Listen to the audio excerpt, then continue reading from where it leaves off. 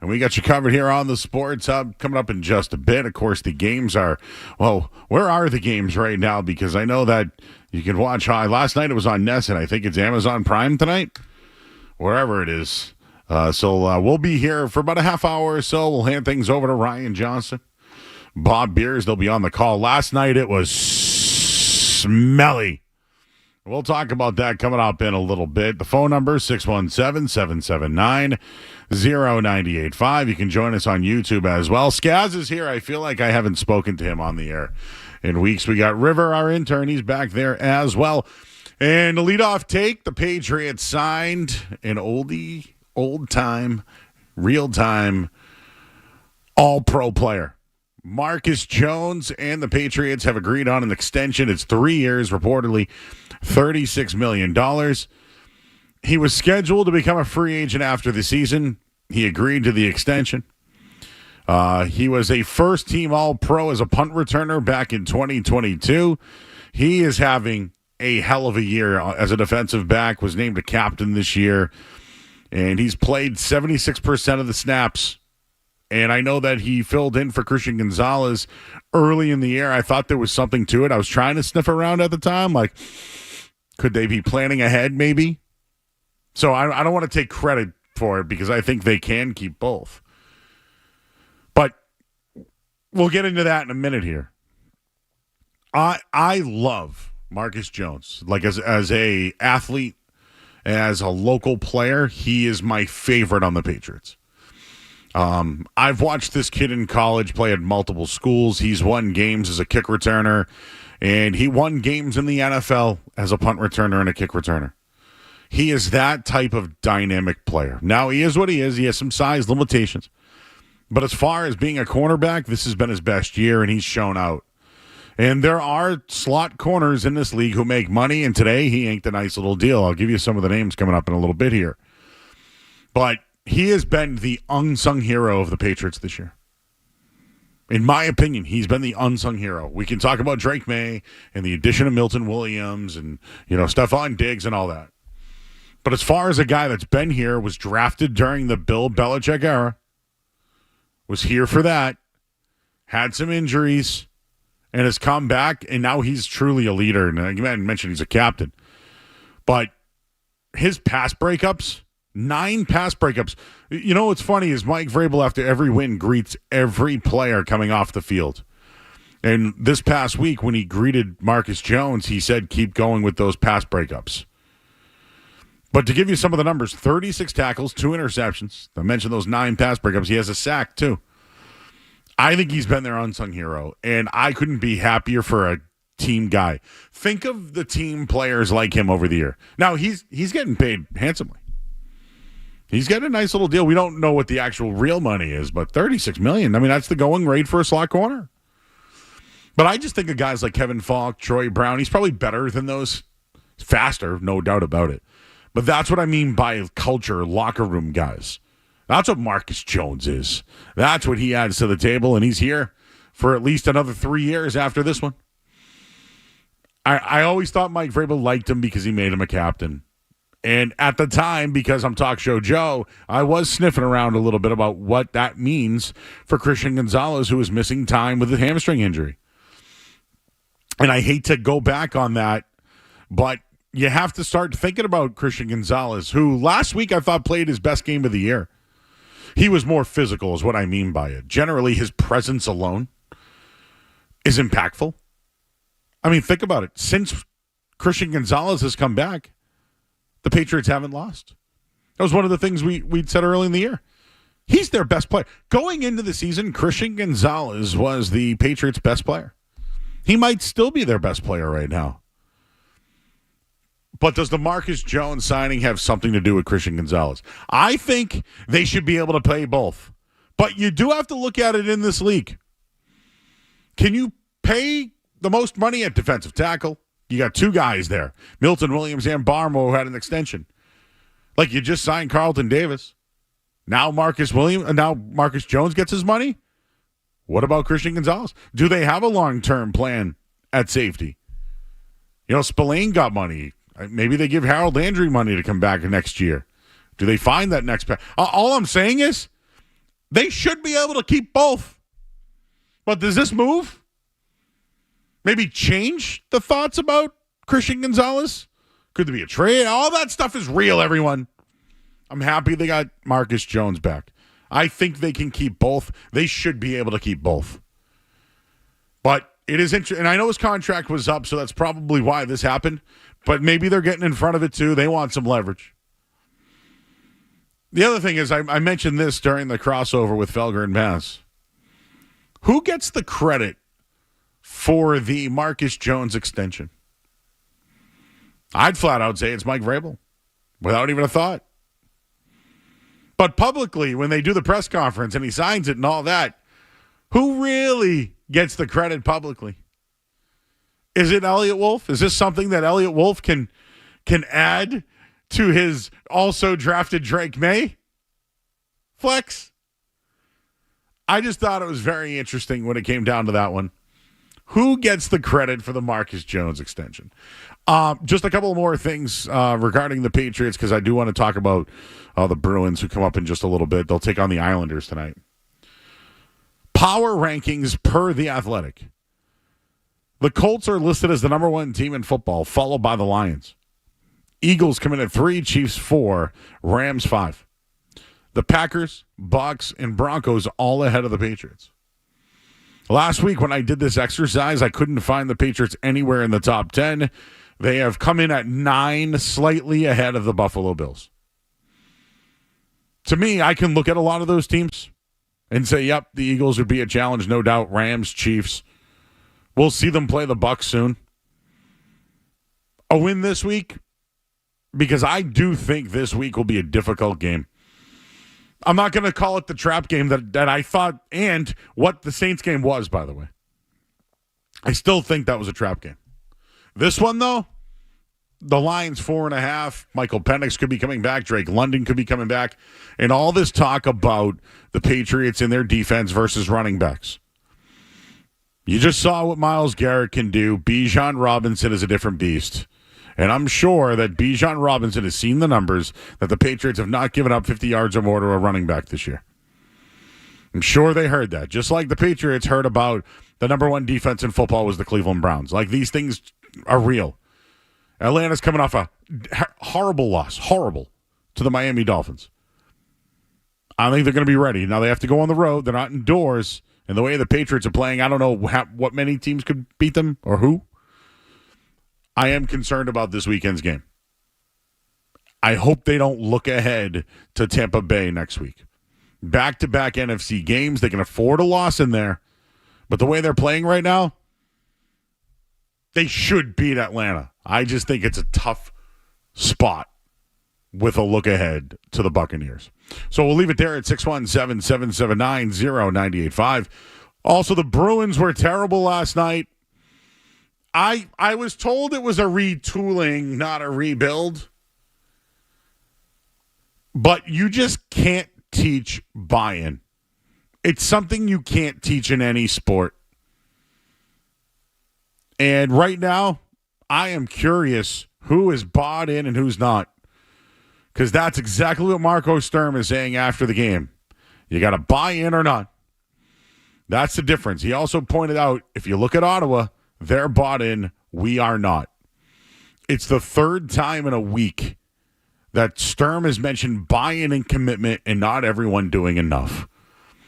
And there were one person in particular, but 3 overall, that I thought really stood out. And the sad thing about it is you're probably going to have to trade Pavel Zacha for some sort of defense help because no one's working hard back there. Your thoughts at 617-779-0985. I'll get to you guys' calls here on the other side. I'm Joe Murray. You're listening to 98.5 The Sports Hub. Don't go anywhere. There's more.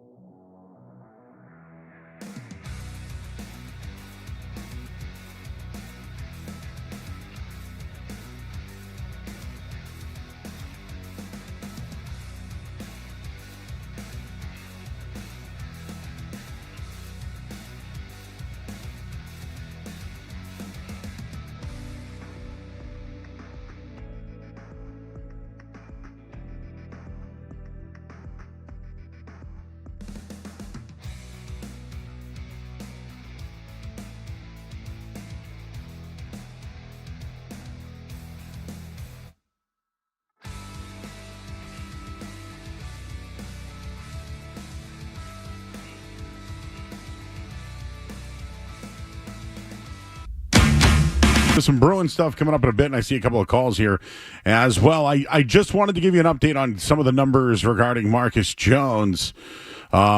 He signed an extension worth reportedly $36 million over 3 years. I wanted to look up just a couple of other slot corners who have made some money. Kyler Gordon, he plays for Chicago. He signed for 3 years, $40 million. He got 31 guaranteed.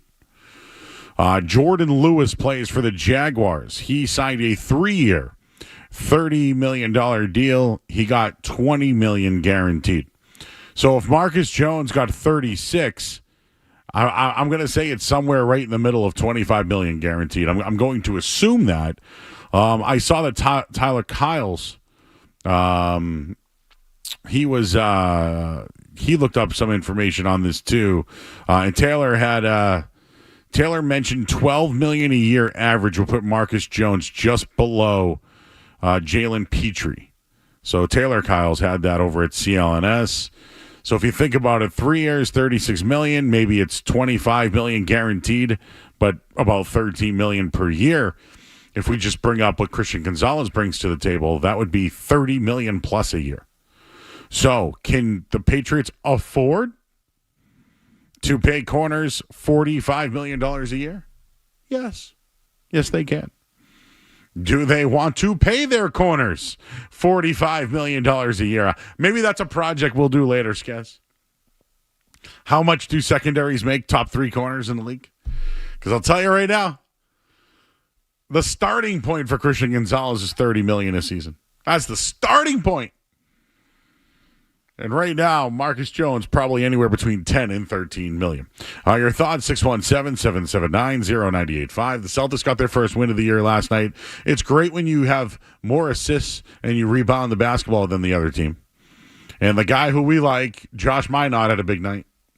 Maybe they should start him a little bit more. That's only what we've been saying all year. Dean in Shrewsbury. What's up, Dean? I got an itch for my Pritch, and I'm pretty sure you got an itch for my Pritch too, Joe. What do you think about him making the All-Star team? I think he's got a shot. He's taking over more of the point guard duties from Derek White already, and he looked great, dishing out 8 assists last night. It's possible, but maybe that's what they're going to campaign to do. I would prefer Simons in the starting lineup. Yeah, 8 assists last night's great. It just hasn't been there in, 4 games? It hasn't been there.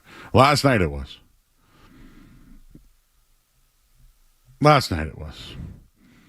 How about Chris in Newton? Hey, Chris. Joe, how are you? How you doing, bud? Listen, before you jump down my throat, I'm enjoying the season. I'm having a blast. I'm not trying to jump forward. However, this offseason is Operation Craft Spend Some Money. If you see this guy out at a bar, you feed him whiskey sours. We got the rookie contract with the quarterback. They have money. Like, Kraft is old. He wants the Super Bowl. Like, now's the time, Joe, and it's not too early to talk about it. Lastly, there was a thin crust pizza in Hopkinton that you recommended. Excellent. You tried it? I sure did. Thank you. Hey, hung up. Yes, I promoted the yes. I'm glad. I was very sad to see that the Papagino's in Hyde Park is closing in Clary Square. It really made me sad today, Skez. I heard from a lot of people from the old neighborhood about that one. It was a sad day. Used to have birthday parties there. There was a little jukebox, that you could sit at a table, eat pizza, and play songs at the jukebox. It was just a very sad day for all our Hyde Park friends. Even Tyler Milliken reached out to me about it. As a Curry alum, he wanted to share his condolences. Speaking of what is going on with the Boston Bruins right now? Listen, the first couple of games, they were blocking shots. They looked like a team that could be scrappy and potentially be an 8th seed. But what I've seen over the last couple of nights, there's no buy-in, and Sturm's calling everybody out. So this is easy to do, right? When the team's bad, what do you look at? For me last night, McAvoy, Swayman, Pasternak did not buy in. I'm not going to get on Pasternak. He's one of the best scorers in the league. He's the best player the Bruins have, and he's in a crap situation. Swayman is now getting paid to just give up goals because nobody's doing anything in front of him. But McAvoy, to me, is the problem. He even talked about how disappointing he is and he embarrassed and all that. Well, dude, stop giving up the puck. Stop turning it over. Stop. Please. Like, people can talk about the talent or lack thereof that the Bruins have, but there's no excuse for a no-show effort against the Ottawa Senators, okay? Like, they're not too bad to be bad. Like a lottery team, they're not too good to be a playoff team. Like, this sucks. But defense is their biggest problem. Where's most of their money? Defense and goaltending. The Bruins have lost 7 of their last 8 games if you haven't been watching. Last night they gave up 7 goals to Ottawa. It was horrific. They gave up 2 goals in the second period alone, came off of defensive mistakes. With Sean Corrali had a little bit of an issue. Mason Lowry also had another issue there. They just don't know how to play the philosophy that's being asked. For years, they played a zone defense in their own end. Now they're implementing a hybrid system. It's very common across the league, like the Panthers do it. And they've won back-to-back Stanley Cups. The idea is to still play zone down low, but always have the net front covered. They weren't doing that last night whatsoever. The defense switches to man coverage at times, which leaves, obviously, pressure right there in the zone scheme. It's bad to watch. It's tough to watch. They're having an issue with their coverage. The new system is not working, or they're adjusting horribly. And just to give you an example, Montreal tried this last year, and a couple of weeks into the season, they scrapped it, and they switched to a man-on-man defense, and they made it to the playoffs from there. So the Bruins are certainly on that same track. They're ranked 29th in goals allowed in the NHL. It's about just under 4 goals a game, 3.82. So we could blame the goaltending. To me, it's not that. It's what's going on in front of them. And the 5-on-5 play, can you get some more shot attempts there?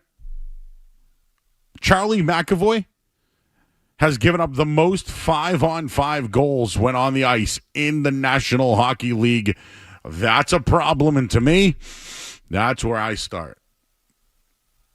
He is a huge part of the team, but he has been an absolute disappointment defensively. He's been on the ice for 14 goals against the 5-on-5. McAvoy's also taken 11 minor penalties. One of them led to a goal last night. He needs to be better tonight.